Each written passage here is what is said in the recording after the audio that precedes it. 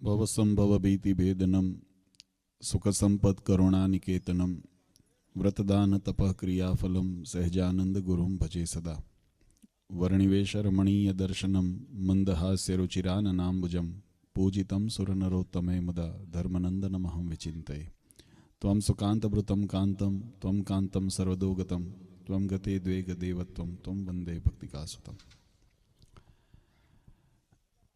સર્વ અવતારી સર્વ કારણના કારણ આપણા સૌના મોક્ષદાતા ઈષ્ટદેવ ભગવાન શ્રી સ્વામિનારાયણ, સ્વામિનારાયણ સંપ્રદાય દક્ષિણ વિભાગ અધિષ્ઠાતા દેવ વડતાલવાસી શ્રી લક્ષ્મીનારાયણ દેવ હરિકૃષ્ણ મહારાજ, સારાય ગઢપુર પ્રદેશના પ્રાણ સમાન ગઢપુરપતિ ગોપીનાથજી મહારાજની છત્રછાયામાં આજે રીંગણિયાળાને આંગણે આયોજિત આ દિવ્ય શાકોત્સવના પ્રસંગે સભામાં ઉપસ્થિત ધર્મકુળ આશ્રિત વાલા સર્વે અમારા સંતો પાર્ષદો, શ્રીજીના લાડીલા ધર્મકુળ આશ્રિત વાલા સર્વે સત્સંગી હરિભક્તો, સર્વ ધર્મ પ્રેમી સજ્જનો, સર્વ મોક્ષભાગી જીવાત્માઓ, દરેક ભક્તજનોને અમારા હૃદયપૂર્વક જય સ્વામિનારાયણ. વાલા ભક્તો, ભગવાન શ્રી હરિની અસીમ કૃપાથી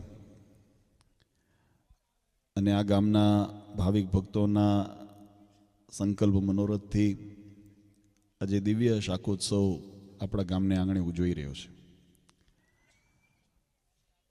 આમ તો આપણા શાસ્ત્રોએ જીવાત્મા માટે આ જગતની અંદર જો સૌથી શ્રેષ્ઠ કોઈ પ્રાપ્તિ બતાવી હોય, કોઈ સૌથી શ્રેષ્ઠ આપણા જીવનના પલ અથવા ક્ષણો હોય તો એ સમય છે કે જેની અંદર આ જીવાત્માને ભગવાનની સાથેનો સંબંધ દ્રઢ થાય છે. આમ વચનામૃતની અંદર ભગવાન સ્વામિનારાયણે કીધું કે આપણે આખી જિંદગી જે જગતના વ્યવહારિક સંબંધોને માણવા અને જાળવવા માટે મથીએ છીએ, કરવા જોઈએ, કારણ કે એ શરીર ધર્મ છે, પણ છતાંય એની અવધિ, એનો વિસ્તાર એ આ શરીરની આવરદા સુધી સીમિત છે. વચનામૃતની અંદર મહારાજે આ વાત સમજાવી. મહારાજ કે પૂર્વે આપણા કોણ મામા હતા, કોણ ફુવા હતા, કોણ કાકા હતા, કોણ ફઈ હતા, કોણ મિત્ર હતા, આપણને કોઈનો સંબંધ યાદ નથી. પૂર્વે જન્મની અંદર આપણે માણા હતા કે કેમ એનો પ્રશ્ન, કારણ કે 84 લાખ પ્રકારની યોનિની અંદર આ જીવાત્મા ભટક્યો છે. ત્યારે કેટલા પશુ પક્ષીના શરીર મળ્યા હશે, તો એ યોનિની અંદર એ મા બાપ થયા હશે ને, કારણ કે શરીરથી જે શાસ્ત્રની અંદર જે આપણી પ્રકૃતિએ નિયમ બતાવ્યા છે, શરીરથી શરીરની ઉત્પત્તિ થાય, બીજથી શરીરની ઉત્પત્તિ થાય, ઈંડાથી થાય, આ 3 પ્રકારે શરીરની જીવાત્માને પ્રાપ્તિ ઉત્પત્તિ બતાવી છે. તો એની અંદર પણ કોઈ આપણા સગાવાલા સ્નેહી થયા હશે, પણ એનો સંબંધ ક્યાં સુધી રહ્યો? તો કે જ્યાં સુધી આ શરીર અવસ્થા જીવાત્માની રહી ત્યાં સુધી એ સંબંધ રહ્યો. અને એ જ રીતે જગતના પદાર્થો માટે પણ શાસ્ત્રોએ કીધું.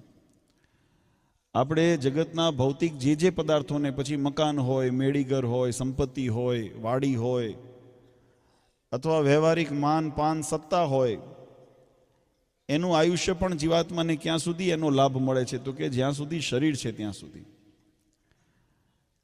પણ શાસ્ત્રોએ એનું ચિંતન કરીને એક વાત વધારે વિચારી કે શરીર મૂક્યા પછી જીવાત્માની શું ગતિ થાય. જેમ હમણાં સ્વામીએ પણ કથાની અંદર વાત કરી, એ પ્રકૃતિનો એક ક્રમ છે કે જીવાત્મા શરીર ધારણ કરે, શરીરને મૂકે, વળી પાછો શરીર ધારણ કરે, પુનરપી જનનમ પુનરપી મરણમ પુનરપી જનની જઠરે શયનમ.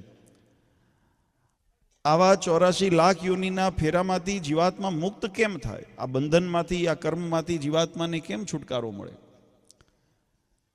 ત્યારે શાસ્ત્રકારોએ એનો સુંદર આપણને વિધાન બતાવ્યું કે જ્યારે જીવાત્મા આ જગતના મોહ માયાથી જ્યારે પર થાય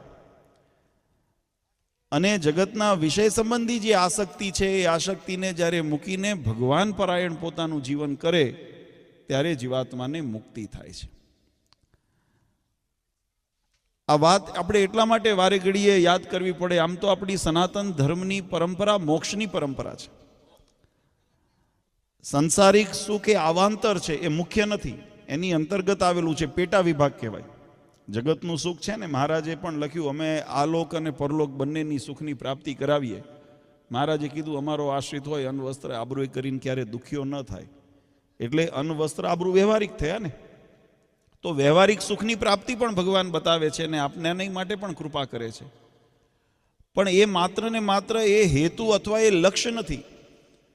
ભગવાનને આ ધરા ઉપર પધારવાનું, પ્રગટ થવાનું અવસર જો કારણ હોય તો ભગવાન આ ધરા ઉપર જીવાત્માના કલ્યાણને અર્થે પધારે છે. કલ્યાણ કેમ થાય, મોક્ષ કેમ થાય.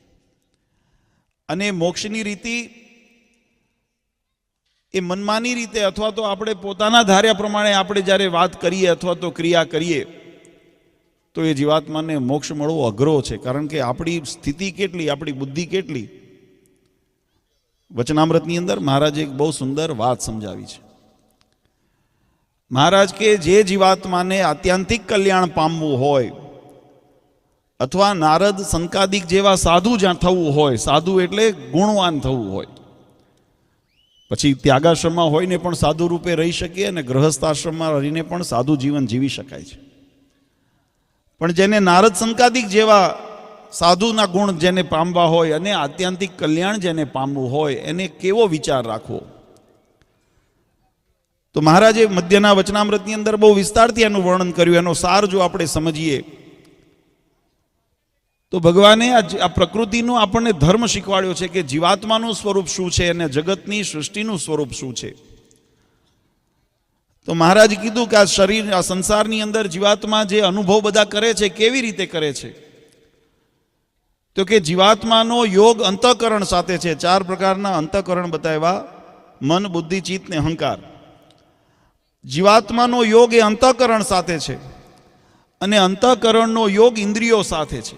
આપણે જે કાર્ય કરીએ ને, આંખ, કાન, નાક, હાથ, પગ, આ બધી ઇન્દ્રિયો છે. અને ઇન્દ્રિયોનો યોગ જગતના વિષય સાથે છે.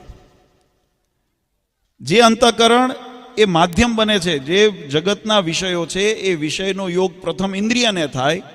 આપણે સૌથી પહેલા જગતને આંખેથી જોઈએ છે, ઇન્દ્રિયને પહેલો યોગ થયો. કાનેથી શબ્દ સંભળાય છે, શબ્દ, સ્પર્શ, રૂપ, રસ અને ગંધ. આ પંચ વિષયનો યોગ પહેલા ઇન્દ્રિય કરે છે. ઇન્દ્રિયનો એક છેડો એ અંતઃકરણ સાથે, અંતઃકરણની સાથે જોડેલો છે અને અંતઃકરણનો બીજો છેડો એ જીવાત્મા સાથે જોડેલો છે. જેવા વિષયનો જીવાત્માને યોગ થાય એ બહાર દ્વારા, એ અંદર દ્વાર, ઇન્દ્રિયોનો દ્વાર છે, ઇન્દ્રિયો એનો માર્ગ છે અને એ માર્ગ દ્વારા અંતઃકરણ સુધી પહોંચે અને અંતઃકરણનો બીજો છેડો જીવાત્મા સુધી જોડાયેલો છે. એટલે એની અનુભૂતિ જીવાત્માને કરાવે છે. પણ મહારાજે અહીંયા એક વાત બહુ સમજાવી. મહારાજ કે એમાં એવું છે કે અંતઃકરણમાં સંકલ્પ નથી થતા. વિષયની કોઈ પણ ઉત્પત્તિનું જો કારણ હોય ને, ચિંતન થતું હોય તો અંતઃકરણમાં નથી થતું, બહારના યોગે કરીને અંદર પ્રવેશે છે. અને ઘણા એમ થાય કે આ તો મનનો સંકલ્પ હતો, તો પણ મહારાજે એની વ્યક્તિ સમજાવી કે એ સંકલ્પ પણ મનમાં ત્યારે જ પ્રવેશ કરી શક્યો કે જ્યારે પહેલા પૂર્વજન્મની અંદર એ વિષયનો બહારથી યોગ થયો હશે. જેવા જેવા વિષયને જીવાત્મા ચિંતવે છે, જેવા જેવા વિષયને ભોગવે છે, જેવા જેવા વિષયનું સ્મરણ રાખે છે, એનો દંશ એ જીવાત્માના હૃદય ઉપર જ્યારે બહારથી અંદર પ્રવેશે ત્યારે બેસે છે. અને પછી એ જીવ એક કર્મ સાથે જ્યારે જન્મ લે છે ત્યારે એની સાથે સંકલ્પ વિકલ્પ એની સાથે આવતા હોય છે. ત્યારે એની અંદર પણ મૂળ એનો હેતુ, મહારાજ કે જીવનું સ્વરૂપ કેવું છે, શાશ્વત છે, શુદ્ધ છે. પણ જ્યારે બહારથી મલિન એવા વિષયો જ્યારે અંદર પ્રવેશે ત્યારે મનની અંદર મલિન પ્રકારના વિકારો ઉત્પન્ન કરાવે અને જ્યારે એ જ પરમાત્માના યોગની અંદર જીવાત્માના ઇન્દ્રિયો, અંતઃકરણ વગેરે આવે ત્યારે જીવાત્માને એના મૂળ શાશ્વત સ્વરૂપની અંદર પાછા લાવી દે છે. આપણે જે ભગવાનના ધામની પ્રાપ્તિ કરવા માટે દાખલો કરીએ છીએ, એ પ્રાપ્તિ કેવી રીતે થાય તો મહારાજે એની 2 વાત સમજાવી. મહારાજ કે એક ઉપાય એ છે કે બહારના જે મલિન વિષયો છે ને, વિષયોનો ત્યાગ કરવો. બહારના મલિન વિષયો આજે ખૂબ આનંદ સાથે જે અમારા યુવાનો, સરપંચ સહિત બધાએ, ઉપસરપંચ સહિત બધાએ જે હરિભક્તોએ જે આજે શુરવીરતા દેખાડીને પોતાના વ્યસનને મૂકવાની, એ આપણે પહેલાં દરવાજા બંધ કર્યા છે. બહારથી કોઈ અંદર મેલું પ્રવેશે નહીં. આ બહુ સુંદર જરૂરી વાત છે. શાસ્ત્રનો એક મત છે, યથા ચિંત તથા વાચો, યથા વાચસ તથા કાર્ય કર્મ. જેવું જીવાત્મા ચિંતન કરે છે એવું વાણીમાં નીકળે છે, એવો પ્રભાવમાં નીકળે છે. અને જેવું બોલાય છે એવું જીવાત્મા પછી કર્મ તરફ પ્રેરાય છે, કર્મ કરવા માટે પ્રેરાય છે. તો મહારાજે બંને, આપણે જ્યારે પૂજા કરવા બેઠા હોઈએ ને ત્યારે ભૂદેવો હોય તે આપણને પહેલાં પૂજાના અધિકારની પ્રાપ્તિ માટે, આપણી પાત્રતા કેળવવા માટે આપણને પહેલાં દેહ શુદ્ધિ કરાવતા હોય છે. તમે જો કોઈ પણ પ્રસંગ કરતા હોય, ઘરે વ્યવહાર થયો હોય તો એને ખ્યાલ હોય, પૂજામાં બેઠા હોય ને એટલે હાથમાં ગંગાજળ અથવા પવિત્ર ગહેલાનું જળ અથવા તો જે આપણે આવા અભિમંત્રિત કરેલું પાણી હોય પ્રસાદીનું, એને લઈને પોતાના શરીર ઉપર છાંટીએ. પવિત્રો અપવિત્રો વાસમ સર્વા વસ્ત્રાંબિતો પીવા યશ્મરી પુંડરીકાક્ષમ સમાયાભ્યંતર શુચિ. આભ્યંતર શુચિ, અંદર અને બહારની જે શુદ્ધિ એ પરમ આવશ્યક છે, કારણ કે શુદ્ધિથી પાત્રતા કેળવાય છે. અને એટલે મહારાજે બહુ સુંદર આપણને સિદ્ધાંત બતાવ્યો વચનામૃતની અંદર. મહારાજ કે જીવાત્માને પહેલું એનો જો ઉપાય કરવો હોય, શેના માટે? આત્યંતિક કલ્યાણ. મહારાજને મોક્ષની પ્રાપ્તિ માટેનો ચિંતા છે, અને સાધુના લક્ષણ આપણા જીવનની અંદર આવે, સત્પુરુષના લક્ષણ જીવનમાં આવે, એના માટે મહારાજ ઉપાય બતાવે છે. મહારાજ કે બહારના જે પંચ વિષય છે એની મલિનતાનો ત્યાગ કરીને બહારથી એને પ્રવેશવા ન દે, અને બીજું અંતર્મનની અંદર ભગવાનનું બળ રાખે. આ બીજો ઉપાય. મહારાજે ત્યાં કૂવાનું દ્રષ્ટાંત દીધું. મહારાજ કે કૂવાની અંદર પાણી હોય અને એ પાણીની જ્યાંથી આવતું હોય ત્યાં તમે જો એને ડાટો કે વાટો આપણે બંધ કરી દઈએ તો અંદરનું પાણી એ યથાવત રહે, તો પાછું બહારનું મેલું આવે ને એટલે દરવાજો બંધ કીધું. અને બીજું, અંદર પાછું ખાલી ન હોવું જોઈએ, અંદર એ ભરેલું હોવું જોઈએ. ઘણી વખત તમે ડાટો વાટો ન માર્યો હોય ને તો પણ જો કૂવાની અંદર તળમાં પાણી હોય તો બહારનું પાણી અંદર પ્રવેશે નહીં, એને ધક્કો મારીને બહાર કાઢે. એટલે મહારાજ કીધું બેવ અંતર આભ્યંતર શુચિ, અંતર અને બહારની શુચિ. બહારની શુદ્ધિ આચરણ દ્વારા, આપણા વ્યવહાર દ્વારા, આપણા વિચારો દ્વારા અંતરની શુદ્ધિ. અને એ રીતે ભગવાનનું જેને બળ રાખ્યું હોય, અંતર્મનની અંદર શુદ્ધિ રાખી હોય, મહારાજ કે એના જીવનની અંદર ક્યારેય કળિયુગ પ્રવેશે નહીં, ક્યારેય અધર્મ પ્રવેશે નહીં. આપણા જીવનની અંદર અધર્મથી જો આપણે રક્ષા મેળવવી હોય, ભગવાનને પ્રાપ્તિ માટે આપણી પાત્રતાને જો યથાર્થ કરવી હોય તો આપણે આ સિદ્ધાંતને અનુસરવો પડે. અને એટલા માટે આપણા સનાતન ધર્મની વૈદિક પરંપરાની અંદર આમ તો ભગવાને આ ધરા ઉપર પોતાના ભક્તોના રક્ષણને માટે, ધર્મના રક્ષણને માટે, અધર્મના ઉચ્છેદનને માટે મહારાજ કે સંભવામી યુગે યુગે. ભગવાન આ ધરા ઉપર મત્સ્ય, કચ્છ, વરા, નરસિંહ, રામ, કૃષ્ણાદિ અનેક વખત ભગવાન અવતાર ધારણ કરીને આ ધરા ઉપર પધાર્યા. અને દરેક યુગની અંદર ભગવાન કેન પ્રકારે જીવાત્માનું કલ્યાણ કેમ થાય, જીવાત્મા જગતના ફંદને મૂકીને અમારા ધામની અંદર કેમ આવે, એના માટે ભગવાન દાખલો સ્વયં કરતા હોય છે. નહીંતર એમને ચિંતા કરવાની શું? જો આપણા જેવા તો અઢળક, ઓલા કહેવાય ને કાન ખજૂરો જોયો ને, કાન ખજૂર, એના કેટલા બધા પગ હોય, એમાં બે પગ ભાંગી જાય તોય શું ફેર પડે એને? હા, આપણને ફરે, આપણે પછી કંઈક ત્રીજો પગ ઘોડી બોડી કંઈક લેવી પડે, લાકડી બાકડી લેવી પડે. એને તો હજારો પગો હોય અને એમાં બે પગ ભાંગે તો એને શું ફેર પડે? એમ અનંત કોટી બ્રહ્માંડના અધિપતિ, જેના એક એક રોમની અંદર કોટાન કોટી બ્રહ્માંડ ઉડતા હોય, એમાં બે સત્સંગી થયા તોય ભલે, બે સત્સંગી ન થયા તોય ભલે, એને શું ફેર પડે છે? એની આગળ તો અનંત કોટી બ્રહ્માંડો છે. અને એટલું નથી, આપણે જેટલી યાચના કરીએ છીએ ને એનાથી દરેક બ્રહ્માંડની અંદર ભગવાનના ભક્તો ભગવાનની પ્રાપ્તિ માટે એવી યાચના ભક્તિ કરે છે.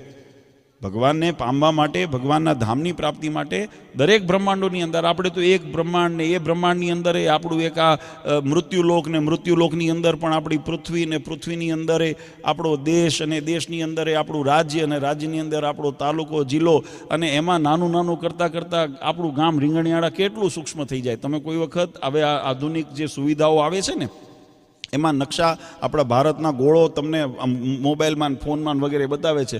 એમાં તમે ખાલી આખી પૃથ્વીને તમે જો ગેલેક્સીને જુઓ તો પૃથ્વી એ નથી દેખાતી. આકાશગંગાને આપણે જ્યારે જોઈએ ને તો એમાં પૃથ્વી પણ નથી દેખાતી. અને આવી એક સૂક્ષ્મમાં સૂક્ષ્મ, અણુમાં અણુ જેની સ્થિતિ હોય એની અંદર આપણું ઘર ને એની અંદર આપણે જણ, આપણી સ્થિતિ કેટલી, ને આપણા શરીરની અંદર આપણું અંગુષ્ઠ જીવનો માત્ર તો અંગૂઠા જેટલો છે, મચ્છર જેટલો છે. કેટલું છે જીવનું સ્વરૂપ? પણ એ જીવ જ્યારે થોડું ઘણું એને માન, પાન, સન્માન, જ્ઞાન, થોડું ઘણું અથવા શરીર શક્તિ, સંપત્તિ એવું પ્રાપ્ત થાય ને એટલે અહંકાર કેટલો ચડે એને, અહંકાર એને કેટલો ચડે. તો એ અહંકાર છે ને મોટા રાવણ જેવો મત ચડે. રાવણને અભિમાન ચડ્યું ને, હું તો કૈલાસને ભગવાન શિવ સાથે ઉપાડી લીધા હતા. બોલો, આપણી એવી શક્તિ નથી તોય આપણો અહંકાર ક્ષમાતો નથી. આપણે મહારાજે એટલા માટે આપણને વચનામૃતની અંદર કીધું કે ભગવાનની જેને પ્રાપ્તિ કરવી હોય, ભગવાનની જેને ભક્તિ કરવી હોય, એને પોતાના જીવનની અંદર નિર્માનીપણું રાખી, દાસાનું દાસ થઈ અને ભગવાનની આજ્ઞામાં રહીને ભગવાનનું ભજન કરે ને તો એના પર ભગવાન પછી એ મોટો થાય. અને મોટો થાય કેવો થાય? આ જીવાત્માને આવાલા ભક્તો આપણે એનો મહિમા ઘણી વખત વિચારતા નથી, એટલે આપણને પ્રાપ્તિનો ગૌરવ નથી થતું. પણ મહારાજ કીધું કે આ પામર જીવ છે, આ પતિત જીવ છે, પણ જો ભગવાનની કૃપાનો અધિકારી બની જાય અને ભગવાનની અંદર ધામની અંદર જો ભગવાનને બ્રહ્મરૂપને પામી જાય તો જીવાત્મા કે ભગવાન જેવા ઐશ્વર્યને પામે છે, ભગવાન જેવી સ્થિતિને પામે છે. આવું આપણા વેદો કહે છે, ભગવાન જેવી સ્થિતિને પામે છે. એટલે એટલી મોટી સામર્થ્ય, એટલા મોટા ભગવાનની જેમ ઈચ્છા સંકલ્પથી ભગવાન કાર્ય કરે ને એમ જીવાત્મા પણ એવો કાર્ય કરવા સમર્થ બને ભગવાનની કૃપાએ કરીને. પણ એ કૃપા કેમ જીવાત્મા ઉપર ઉતરે એના માટેનો દાખલો કરવાનું થાય ને ત્યારે આપણને અનેક પ્રકારના વિઘ્નો આવે. અને એમાં વિશેષ કરીને કળિયુગ છે. આપણા સંતોએ કીર્તનોમાં ગાયું, જ્યારે અમૃતના સિંધુ રેલાય ત્યારે અભાગ્યો તરસ્યો જાય, જ્યારે સોનાની લંકા લૂંટાય ત્યારે અભાગ્યાને ઊંઘ થાય. જે અભાગ્યો હોય ને, સોનાની લંકામાં લૂંટાતી હોય અને એની અંદર કદાચ કોઈના હાથમાં એક ઈંટ આવી જાય ને તોય પેઢીઓ તરી જાય કે ન તરી જાય. સોનાની લંકા પણ એમાં અભાગ્યો હોય ને એને શું થાય, પ્રમાદ આવે અને ઊંઘ આવે, અરે હું જઈશ હમણાં જવાશે, ત્યાં સુધી પતી ગયું હોય બધું. આપણે કરશું મોડેથી, આપણે રાહ જોઈને બેસીએ અથવા આળસ કરીએ કે ભાઈ આપણે એમાં શું છે એમ કરીને ન જઈએ તો આપણા ભાગમાં ન આવે.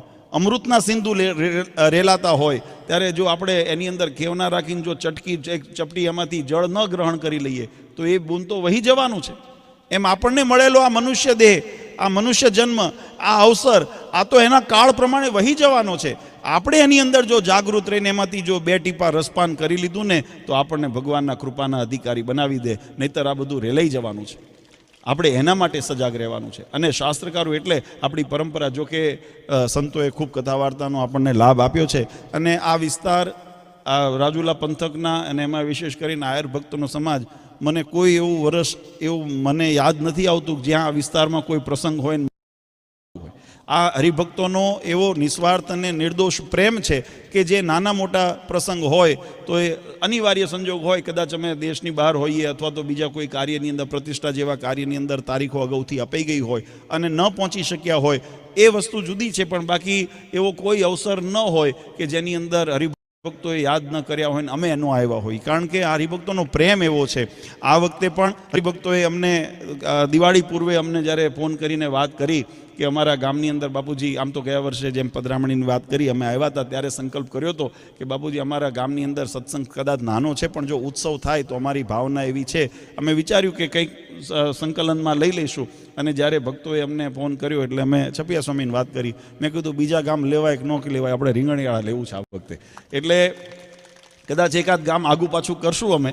અને આમાં અત્યારે પહોંચીએ એવું વળાય એવું છે, કારણ કે આમાં કેવું છે, રાત થોડીને વેજ આજા, અમે જણ ઓછા, પ્રસંગ સમય ઓછા હોય અને આપણા સત્સંગના ગામ. અને બહુ આનંદની વાત છે, એનું ગૌરવ છે અમને કે આજે ગામડે ગામડે હરિભક્તો જાગૃત થયા છે અને સત્સંગના માટે ખેવના રાખે છે ને, એ આપણા માટે આનંદની વાત છે. કારણ કે થવું જોઈએ. અને પહેલાં સત્સંગનો મહિમા જ એટલો હતો આપણા જીવનની અંદર. આ તો આપણે બધા વ્યવહાર માર્ગમાં વધારે પ્રધાનપણે આવીને જતા રહ્યા એટલે હવે ટાઈમ ગોતીએ છીએ. પહેલાં ટાઈમ ગોતવો નહોતો પડતો, પહેલાં ટાઈમ ગોતવો નહોતો પડતા, ટાઈમ પરાણે નીકળતો હતો. કેમ? કારણ કે આપણા હૃદયમાં ભાવના હતી ભગવાનને અર્થે. આપણી સંસ્કૃતિની અંદર તમે જો સત્સંગી જીવન કથા કોઈ દિવસ વાંચો અથવા ભાગવત વાંચો ને તો એની અંદર આપણને કેટલા ઉત્સવની તક આપણને આપી છે.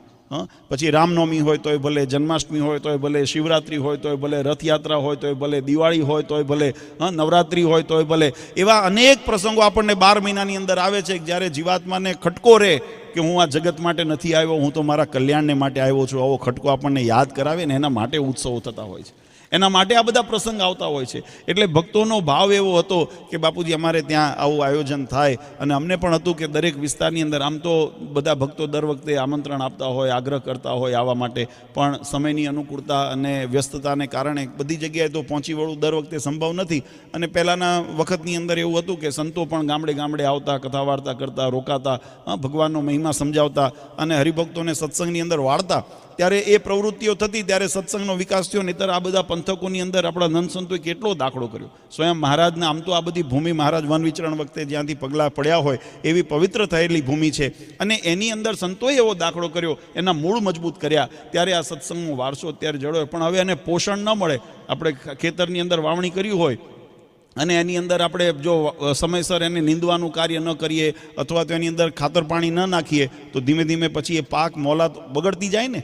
એટલા માટે એની અંદર એની સાવધાની રાખીને એની સંભાળ લેવી પડે.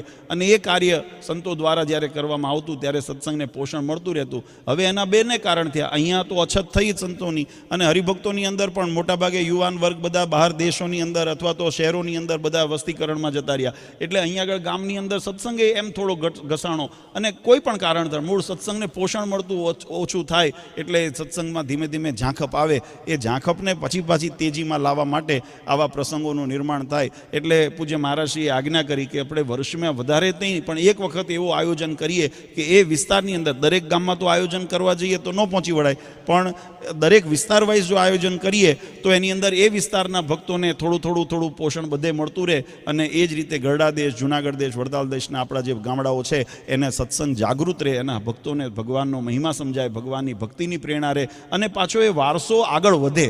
આપણે આપણા માટે નથી કરતા વાલા ભક્તો, આ વાત બહુ વિચારજો. આપણે તો આપણું જીવનું કલ્યાણ તો કરીએ, પણ આપણી આ આવનારી પેઢી જે છે ને, આ બાળકોને, યુવાનોને એનો સત્સંગનો વારસો આપણે ખાલી આમ ઘણી વખત અમે કહેતા હોઈએ કે કેવળ હુંકારા કરીને આપણે એમ વાત કરીએ કે અમે હિન્દુ છીએ, અમે સનાતન ધર્મના છીએ, અમે ભગવાનના ભક્ત છીએ, અમે સત્સંગી છીએ, એવો દેકારો કરવાથી સત્સંગ નથી થતો અને એમાં ભગવાને રાજી નથી થતા. આપણે ભગવાનને જો રાજી કરવા હશે ને તો ભગવાનની આજ્ઞાનું પાલન કરતાં આપણે શીખવું પડશે. ભગવાનને રાજી કરવા હશે ને તો ભગવાનની ભક્તિ કરતાં શીખવું પડશે. ભગવાનની બાંધેલી મર્યાદામાં રહેતા શીખવું પડશે. હમણાં સંતોએ કથા વાર્તાની અંદર પંચવર્તમાનની આપણને વાત કરીને આ જ વાત વચનામૃતમાં મહારાજ કીધું, બહારથી જે આપણે અંદર મેલું અંદર પ્રવેશી જાય છે એનાથી સાવધાન રહેવું પડશે અને અંતર્મનને પણ ભગવાનના સિદ્ધાંતોથી દ્રઢ કરી અને એવું મજબૂત કરવું પડશે. અમારે હમણાં વ્યસન માટે જે ભક્તો આવ્યા અમે બધાએ કીધું આપણે કાયર નથી, આપણે શૂરવીર છીએ અને ભગવાન જેવો ભગવાન ધણી આપણને મળ્યો હોય અને એનું બળ અંતરની અંદર હોય તો બહારથી એલફેલ ઘરે ક્યાંથી આપણા જીવનની અંદર. આ શૂરવીરતા હોવી જોઈએ, ખુમારી હોવી જોઈએ, એનું ગૌરવ હોવું જોઈએ. અને જે દિવસે તમે વિષ્ટા કરવા જાઓ છો, કોઈ દિવસ વિચારો છો કે આગલે દિવસે દૂધપાક ખાધો તો લાડુ ખાધા હતા? તમે દૂધપાક લાડુ ખાતા હોય, બહુ ભાવતા હોય, બીજે દિવસ સવારે વિષ્ટા કરવા જાઓ છો ત્યારે એમાંથી એને હંગરો છો કે આમાં તો દૂધપાકનો ભાગ છે? કેમ? કારણ કે વિષ્ટા થઈ ગઈ છે. એ વિષ્ટા થઈ ગઈ. એમ વ્યસનને વિષ્ટા જાણીને જે દિવસ આપણે મૂકીએ, જે દિવસ કુસંગને વિષ્ટા જાણીને મૂકીએ ને, કોઈ દિવસ આપણું મન એમાં ન લલચાય. પણ આપણે શું છે, એમાં માલ જોઈએ છીએ. મહારાજે વચનામૃતમાં આ વાત સમજાવી. મહારાજ કે એમાં માલ જોઈએ છીએ. આમ માલ કંઈ છે નહીં, ક્ષણિક આપણને કદાચ ભ્રમણા ઊભી કરાવે. સ્વપ્ન જોતા હોઈએ ને કેમ આપણે રાજા થઈ ગયા, તો એ જાગો એટલે હતા ત્યાં હાથમાં જો રામપાત્ર હોય ને તો રામપાત્ર જ રહે. મહારાજ કીધું ભિખારી હોય, વચનામૃતમાં મહારાજે દ્રષ્ટાંત દીધું, ભિખારી હોય ને 56 ભોગ ખાવાની કલ્પના કરે પણ ક્યાંથી મળે? 56 ભોગને આરોગવાની કલ્પના કરે પણ પ્રારબ્ધમાં શું લઈને આવ્યો?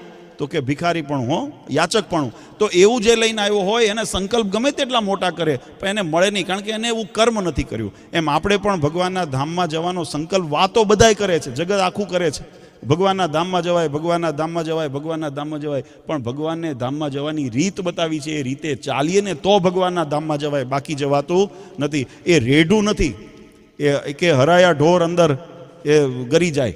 એવું અક્ષરધામ એટલું નથી, એવું ગૌલોક વૈકુંઠ રેઢું નથી. ભગવાન કૃષ્ણચંદ્રે કીધું મારી માયાને તરવી અત્યંત દુષ્કર છે, પણ જે અમને પામે છે, અમારા આશ્રયને પામે છે ને એ જ અમારી માયા તરી શકે છે, બાકી અમારી માયા તરવી બહુ કઠણ છે.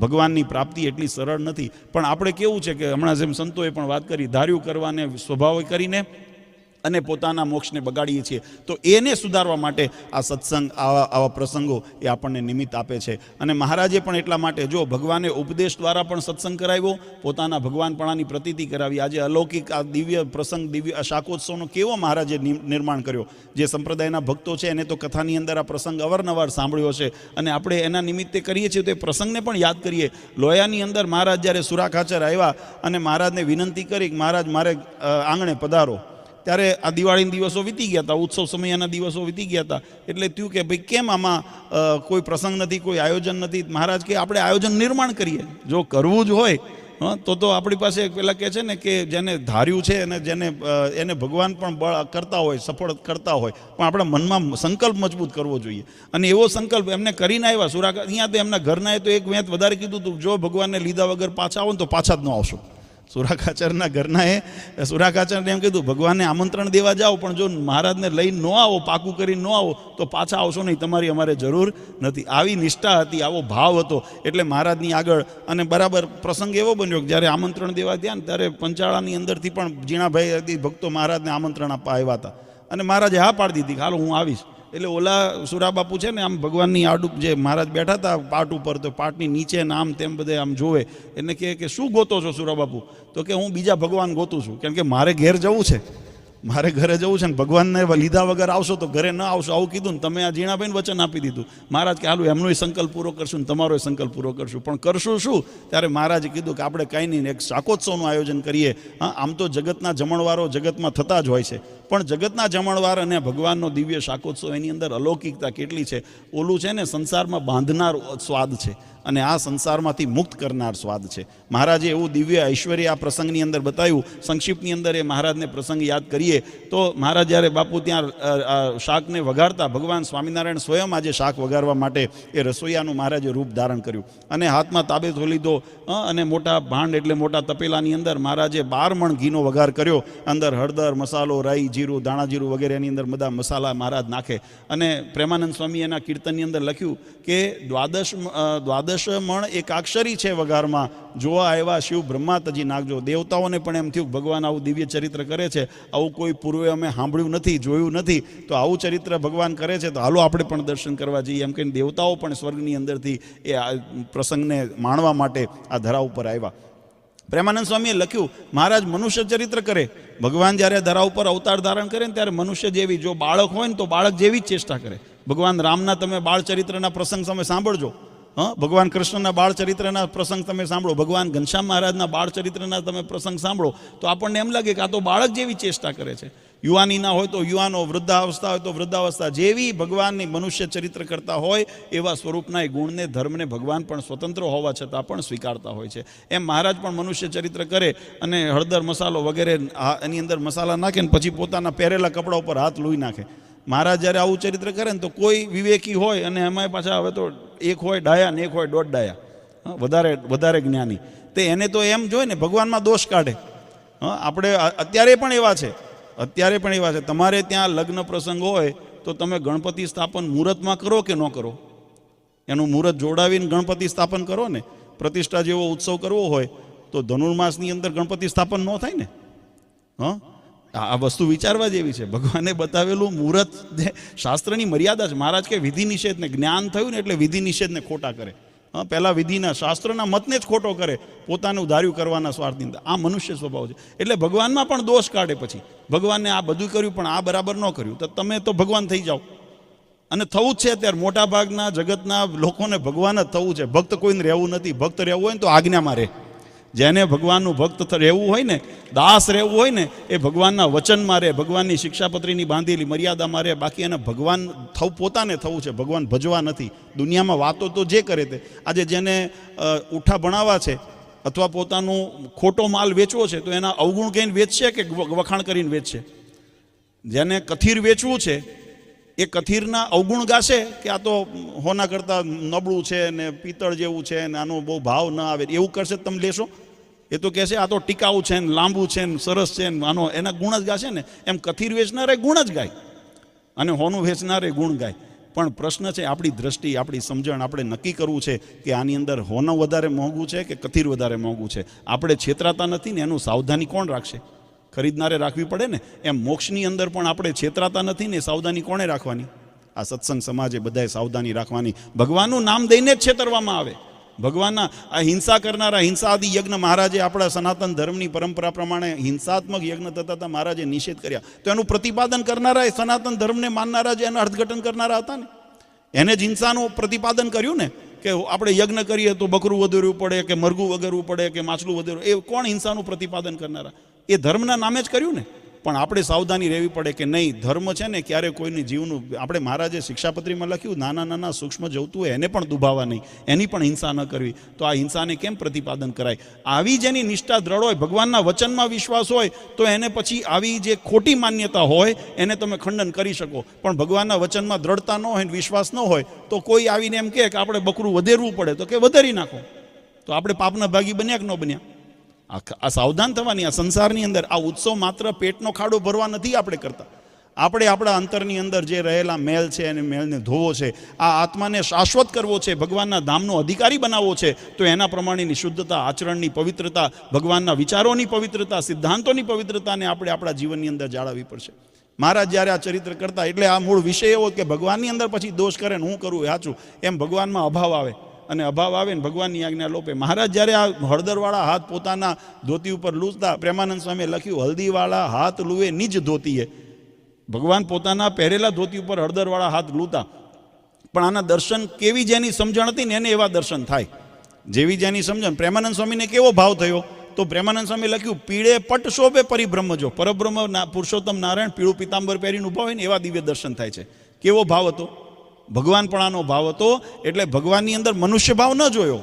આ હળદરવાળા હાથ કપડા ઉપર લુવે છે એવું એમને ન દેખાણું. એમને એવું દેખાણું કે પીળું પિતાંબર પહેરીને પુરુષોત્તમ નારાયણ દર્શન દે છે. એવો ભાવ અંતરનો હતો ને ભગવાનના એવા સ્વરૂપમાં દર્શન થયા. યાદરસી ભાવના તાદરસી સિદ્ધિર્ભવતી. જેવી તમારા હૃદયની ભાવના શુદ્ધ હશે ને એટલું તમને શુદ્ધતા થશે. હૃદયમાં કપટ હશે તો તમને પછી ક્યારેય મેં કીધું ને, જેવો ચિંતવન એવી વાણી, અને જેવી વાણી એવો કાર્ય, અને જેવું કાર્ય એવું કર્મફળ. કર્મફળ કાર્યને આધીન છે, સ્વતંત્ર ફળ નથી. કર્મ જેવું હશે એવું ફળ મળશે. તો જેવું ચિંતવન હશે એવું વિચાર થશે, એવા વિચાર થશે, એવું કાર્ય વાચા અને કાર્ય થશે. જેવું વાચા અને કાર્ય થશે એવું જીવાત્માને ફળ મળશે. આપણે ફળ જોઈએ છે સારું. અમે ઘણી વખત દ્રષ્ટાંત પૂજ્ય મહારાજ શ્રી અજેન્દ્ર પ્રસાદજી મહારાજ ઘણી વખત સભામાં કહેતા કે આપણે કહીએ રાંપની કરી ચોરી. ચોરી, રાંપ ખબર પડે ને, તમે બધા ખેડૂત છો. રાંપ એટલે પેલું પાટોળો આવે મોટો ખેતરની અંદર, એને કહીએ. તો કે રાંપની કરી ચોરી અને સોયનું કર્યું દાન. દાન કેટલાનું કર્યું? સોયનું. અને પછી ધાબે ચડીને જુએ કેમનું આવ્યું વિમાન. એમ વિમાન આવવાનું છે? આ રાંપની ચોરી કરી એનું શું? આ રાંપની ચોરી કરી એનું શું? આ રાંપને ચોરી ગયા અને સોયનું દાન કરીને. એમ આપણે આપણા સ્વભાવની અંદર જ્યાં સુધી ભગવાનની આજ્ઞારૂપી રાંપને ચોરીએ છીએ ને ત્યાં સુધી પછી તમે ભજન કરો કે સોયનું દાન કરો, એનું ભગવાન ફળ ન આપે. એના માટે તો આપણે પહેલાં આપણી જાતને સુધારવી પડે. આપણો પ્રસંગ એવો, મહારાજ અહીંયા આગળ બરાબર ચરિત્ર કરે. જેને ભગવાનનો મહિમા હતો, નિશ્ચય હતો, એને તો ભગવાનપણાની પ્રતીતિ રહી. અને ભગવાનપણાની પ્રતીતિ રહી એટલે એને તો પીળું પિતાંબર પહેરીને ભગવાન દર્શન દે છે, એવા દર્શન થયા. પણ પ્રેમાનંદ સ્વામીને ખબર પડી કે આમાં ઘણા એવા છે કે જેને હજુ આમાં કંઈ વિશ્વાસ નથી બેઠો.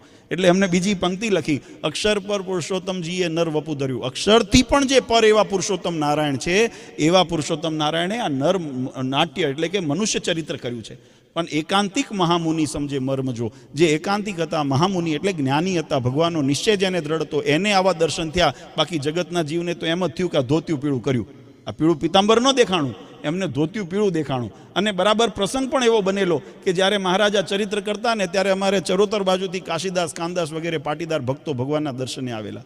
અને આવ્યા અને બરાબર એમને પ્રવેશ કરવો, અને મહારાજે આ બાજુ ધોતિયા ઉપર પોતાના હાથ લોયા. અને આ ચિત્ર જોઈને મનની અંદર એમ થઈ ગયું કે આ સંતો બધા જે વાતો કરે ને ખોટી. કારણ કે ભગવાનની મહિમાની વાતો કરી હોય ને, સિદ્ધાંતની, અને એમના ઉપદેશ સાંભળીને જ આવ્યા હતા. સંતોના સમાગમ દ્વારા ભગવાનના મહિમાનો ઉપદેશ સાંભળીને જ આવ્યા હતા કે હાલો આપણે પ્રગટ ભગવાન અહીંયા ધરા ઉપર છે, દર્શન કરવા જઈએ. પણ ભગવાનને આ ચરિત્ર કરતા જોયા એટલે મનુષ્ય ભાવ આવ્યો. એમને એમ થયું કે આને ભગવાન કેમ માનવા? આને તો મનુષ્ય જેટલો વિવેક નથી કે હાથમાં રૂમાલ રાખે, ગમછો રાખે, પદૈયું રાખે, ગાભો રાખે, એમાં હાથ લૂવે. આ પહેરેલા કપડા ઉપર હાથ લૂવે છે, અને ભગવાન કેમ માનવા? આ ભગવાન બ્રહ્માંડનું નિયંતા છે. અને આ થાય ઘણી વખત અજ્ઞાની જીવ હોય ને એને શંકા તરત ભગવાનના ચરિત્રમાં પડે.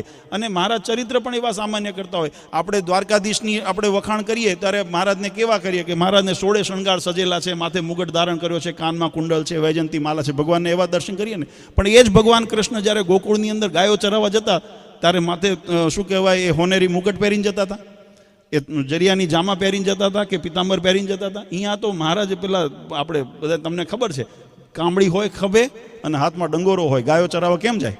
ભગવાન એ રૂપ લઈને જતા. તો શું ભગવાન મટી ગયા? કૃષ્ણ ભગવાનના તમે બાળ ચરિત્ર જુઓ તો ભગવાનના એવા રૂપનું જ વર્ણન આવે છે.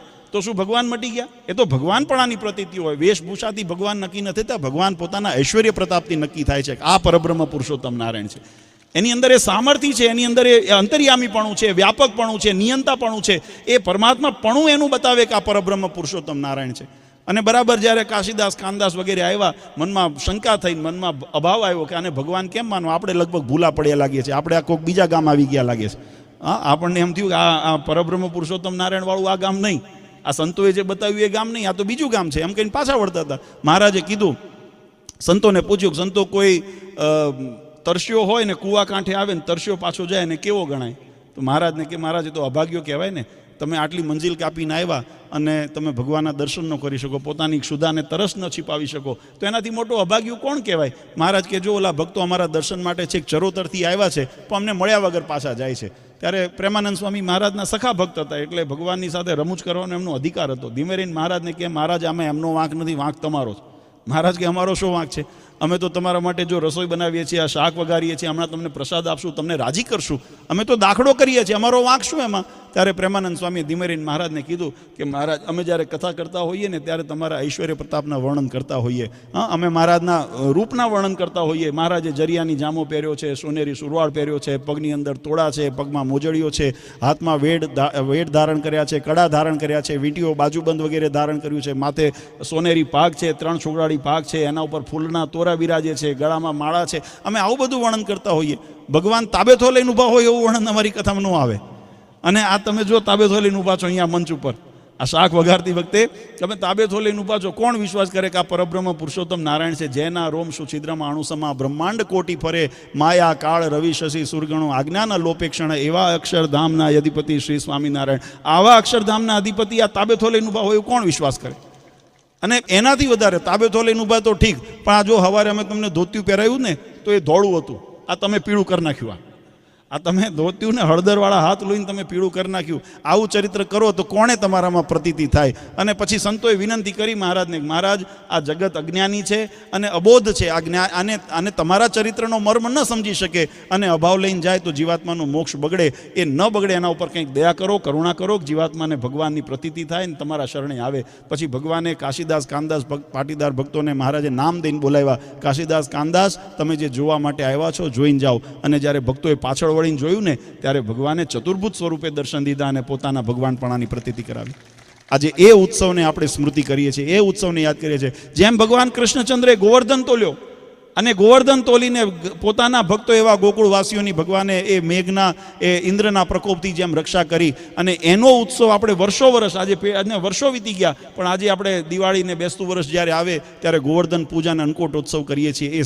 એ સ્મૃતિની અંદર કે ભગવાને આવી કૃપા કરી છે. એમ ભગવાને આ લોયાની અંદર જે ભક્તો ઉપર કૃપા કરી, પોતાના ભગવાનપણાની પ્રતીતિ કરાવીને ભક્તોને અહેસાસ કરાવ્યો કે શરણું લેવું હોય ને તો આના શરણે રહેવાય, બાકી જગતમાં બીજું કોઈ શરણા લેવાને યોગ્ય નથી. આવું જેને વિશ્વાસ દ્રઢ કરાવ્યો એ પ્રસંગને યાદ કરીને આપણે આ ઉત્સવ કરીએ છીએ. આજે ખૂબ આનંદની વાત છે કે ગરડા દેશમાં મેં જેમ વાત કરી, ઘણા બધા ભક્તોની એવી ઈચ્છા હોય પણ દર વર્ષે અલગ અલગ ગામને લાભ મળે, વિસ્તાર પકડી રાખીએ આપણે. રાજુલા પંથક આજે આ રીંગણિયાળાને આવતા વર્ષે કોઈક બીજાના ગામને લાભ મળે, પણ બધાએ સાથે મળીને કામ કરીએ, ઉત્સવ ઉજવીએ તો દરેકને એની અંદર પોષણ મળે. કથા વાર્તાનો યોગ થાય, સંત સમાગમનો યોગ થાય, ભગવાનના ચરિત્ર સાંભળવાનો આપણને યોગ થાય. અને એની અંદર જો આપણા મનની અંદર કદાચ આ કળયુગની થોડી ઘણી રજ જામી હોય ને તો એ ખંખેરાઈ જાય, તો આપણે પાછા હતા એવા શાશ્વત શુદ્ધ થઈ જઈએ અને ભગવાનના ભક્ત બનીને ભગવાનના રાજીપાના અધિકારી બનીએ. આ જગતની અંદર મેં કીધું એ પ્રમાણે શરૂઆતમાં કે બધુંય મેળવેલું હશે પણ બધું અહીંનું અહીં રહેવાનું છે. આપણે ભગવાનના ધામમાં જેને ગતિ કરવી છે ને એને મોક્ષનું ભાતું અવશ્ય બાંધવું. જગતનું કરો એની ના નથી, હું કોઈને વ્યવહાર કરવાની ના નથી. મહારાજે એવું નથી કીધું કે બધાએ ઘર મૂકીને આવતું રહેવું. તમે ઘરના વ્યવહાર તમે સાચો એની ના નહીં, પણ મોક્ષના ભોગે નહીં. વ્યવહારને મોક્ષથી વધારે પ્રધાનપણું ન આવે એનું ધ્યાન રાખીને મોક્ષ એની વ્યવહારની મર્યાદામાં વ્યવહાર કરીએ. બાકી કલ્યાણનો જ્યારે વાત આવે ને ત્યારે ભગવાનની સારધાર આજ્ઞાનું પાલન કરીને, ભગવાનની ભક્તિ કરીને ભગવાનના ધામના અધિકારી બનીએ. એ જ મનુષ્ય જન્મની સફળતા છે.